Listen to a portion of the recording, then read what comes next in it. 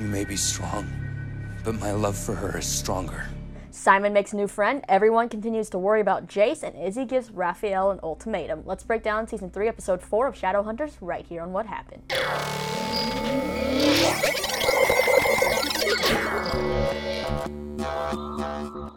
What's going on, all you lovely people? Lisa here with your weekly dose of Shadowhunters. This episode introduced us to Chai Hansen, who plays Kyle, or as far as we know, that's his name in this episode. Now, I have to say, I'm a sucker for a good accent, and I can't wait to learn all his secrets, because he definitely has some. And I know that if you've read the books or done a Google search on Wiki or whatever, you know just who this guy is. But for now, we'll just call him Kyle and say that he's a cute little Australian mystery. Now, let's go ahead and dive into this week's episode. Long story short, everyone's still worrying about Jace, and he's starting to think he may have inherited some of his mom's mental illness. Yep, Lilith is still possessing him while he sleeps and orders him to take care of that girl Morgan before the Shadowhunters can identify her possession and track it back to Lilith. Lilith also reveals to possess Jace how she plans to use him to get her 33 disciples she needs for Jonathan to be reborn. Then she'll have Jace destroyed like he destroyed Jonathan. Yeah, seems like someone's a little bitter, right? And really is devoted to her son. Jace has his mission, returns to the Institute, but is snapped out of that possession when Clary puts her hand on his shoulder. He, of course, can't remember where he's been, and Clary's starting to worry even more about him. Clary reassures him that Jonathan is dead and says that maybe, they should tell someone about what happened. But Jace is adamant about Clary keeping all of this stuff and the Lake Lynn and the Wish and everything to themselves. Meanwhile, Alec and the Scooby Gang are trying to figure out just what's up with this possessed Morgan, and they realize her possession is different.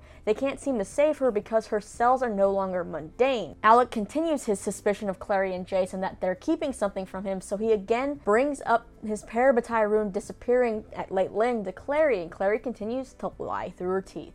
Alec's worry about Jace is heightened when Clary asks to go on her mission with Izzy instead of Jace because she says Jace basically needs rest. Alec ends up asking Jace if he's okay and why Jace pulled security footage of him entering the Institute. Jace plays it off like he was tired and was just making sure the new head of security was doing his job and running all cameras. Alec then brings up how he still feels like something is off with Jace, and then he reveals that they found out that Jace's mom, who committed suicide, had a history of mental illness, so maybe that's hereditary in what's happening to Jace. Now this seems to piss Jace off and he rebuffs it, saying he's just tired. So where else is there for Alec to go? He goes to see Magnus, and of course is preoccupied, and he expresses that he should be able to help Jace, but this time he just doesn't know how. Magnus continues to be the supportive and awesome boyfriend and offers to help and says they'll make it through this. Now Jace decided earlier to clear his head, and he goes to see Luke and ask about his mom, and then he goes out for a walk where he runs into a woman named Lilith. Yeah, we know Lilith, but he doesn't seem to recognize her, and this throws Lilith off. She's like, hold up, you're not my possessed boy. Lilith immediately works her magic on Jace and puts him back under her control and asks why he didn't carry out the mission with Morgan and what broke him free of her order. Turns out that Jace's love for Clary is stronger than Lilith, which is why Clary's touch woke up Jace and why Lilith can only control Jace in his sleep. So Jace returns to the Institute, shuts down the power systems, the backups, all that, turns into his owl face facade, chants some kind of weird spell, and thrusts Morgan against the wall of her cell, leading us to think that she's dead.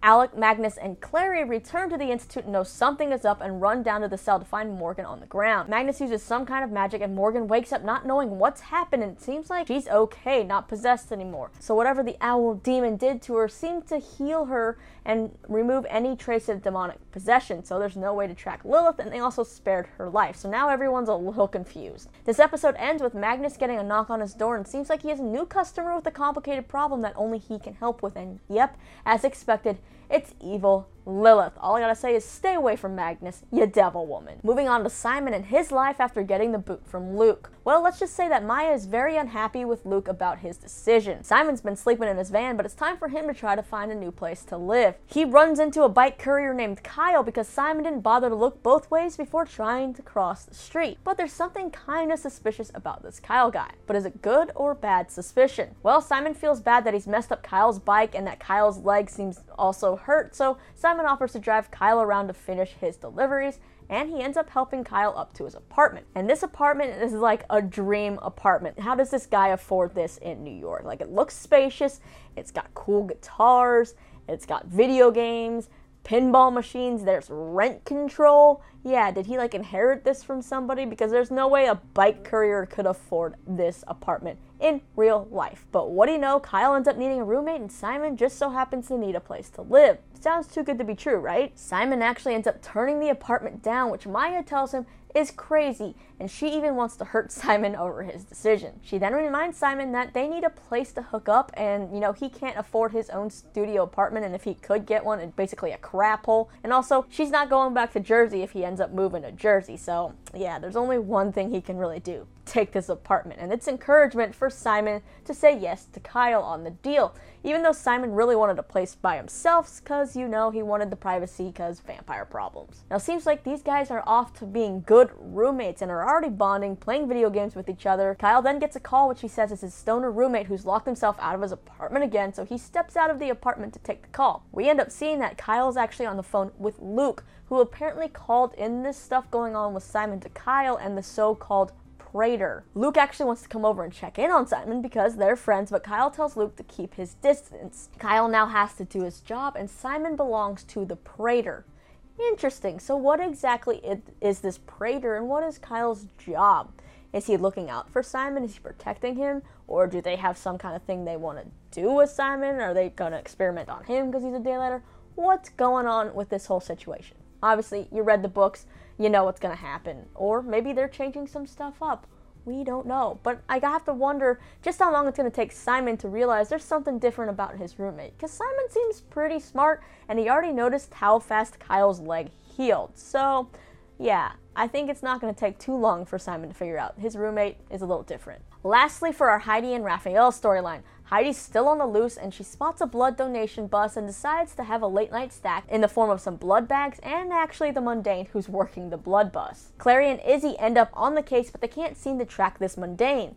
Izzy expresses her worry about Jace to Clary, while Clary also brings up Izzy ignoring that Charlie guy's phone calls. Izzy then ends up opening up about her past relationships and how everything was different with Raphael and why they can't be together now, and it's all this girl talk, which is then interrupted by getting a hit on their track of this mundane who they think is dead. While this Cagney and Lacey duo try to track down this mundane, Heidi shows up at the boathouse looking for her sire Simon. Now, in a creepy stalkerish type incident, she tries on Simon's clothes, lays in his bed, all this kind of stuff, smells everything, trying to figure out where he is, but her party is interrupted by Raphael. Unfortunately, he gets bested and gets drugged by Heidi. Yeah, it looks like the tables have turned. When he wakes up, he's stripped down to his boxers, which I'm kind of not complaining about, and shackled on the top of a building. And yeah, the sun is beginning to rise. Heidi is definitely out for some revenge over Raphael experimenting on her and trying to make her a daylighter, trying to figure out how daylighters work. Raphael seems truly sorry about what he's done, but Heidi pretty much is like stripped of any kind of emotion or soul. And she's just like, well, guess what I did? I decided to, do my own thing, and she killed this mundane and decided to turn him. Clary and Izzy are able to track this mundane to some kind of basement or cellar or something where they end up fighting with this guy and ultimately winning. They then hear this painful scream from the roof and run up, but they're locked out, so they bust down the door because Izzy realizes it's Raphael. They free him, and Raphael plays dumb, saying that he didn't know the vampire who did this to him. Raphael then gets dressed and tries to cover his tracks, thinking that everyone left, and he's trying to get rid of, this lab he's created, but Izzy is no fool. She's hung around and she knows he's done something bad because what happened to him looked like an act of revenge. Raphael comes clean about trying to make daylighters and study them in order to help him because he wanted to be with his family. And Izzy is pissed that he'd let someone go through so much pain so his life could be better. It's basically a very selfish act, and she says she won't report Raphael's crimes on one condition: that he leaves the city tonight. And this is the storyline that just made me sad in this episode, because just as Raphael was starting to get really interesting, also kind of likable, but with this little bit of bad boy in him still, it seemed like he was getting more to do, more screen time, like they were building him up, and then they give him this plot line which seems like he is going to disappear, and I don't want that. I still kind of am rooting for him and Izzy. Like, I want more of him, and I don't really want to see Izzy try to date that mundane doctor. That guy just seemed boring. We all know her relationship with Raphael is a little more exciting. But as the season progresses, maybe he'll pop back up. Maybe he won't leave. Maybe he'll fight for Izzy. I don't know. But I don't think I'm too excited about, as the season has been going on. I'm not super excited about this whole Jace possessed Lilith raising Jonathan from the dead storyline. I know that's important in the books, but for the show, it's the one that kind of bores me the most. I'm not a fan of it, but this whole Kyle Kyle situation, the Raphael situation, those are the storylines I'm more interested in. Also, still curious about Ollie. Like, she's got to be up to something else, right? She can't just be a mundane that's just super enthralled by the supernatural. Or I guess she could be. Who knows? But for now, let's watch the promo for the next episode. I spend almost every night here. What if I moved in?